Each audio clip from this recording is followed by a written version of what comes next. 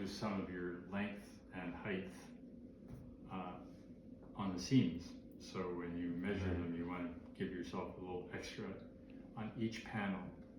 So there's two panels here. So you fold it over, you get them lined up. It's going to be open, right?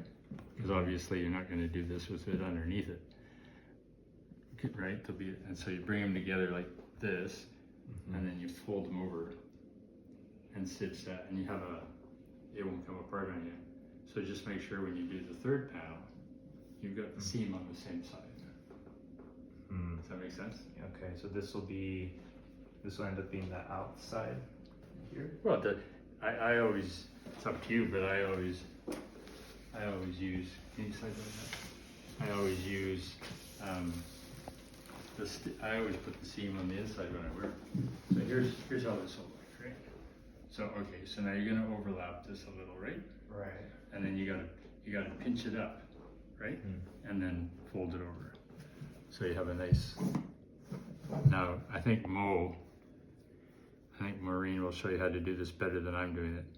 But the idea is to have that kind of reinforced. And then you stitch it. Okay. So you're losing right. a certain amount. Right. Okay. And then remember, you gotta also, is it called basting? No, hemming. You gotta also make sure that when you get to the bottom end, that you're also hemming, because otherwise the threads will come apart on you. Right. Right? So, Yes. have I got that right, Mo? Where you put that together? You know, it's a flat filled seam, and I just learned that there's lots of ways to do those. So I only learned one way, and you probably know another way. Well, I don't know if I'm even right, but somehow you got to make this stitch together, right? You don't want to just hanging like this. Right. So you want to get them together, and then minimum amount of. You don't need a lot, but a minimum amount. Okay. Right? So that it doesn't unravel.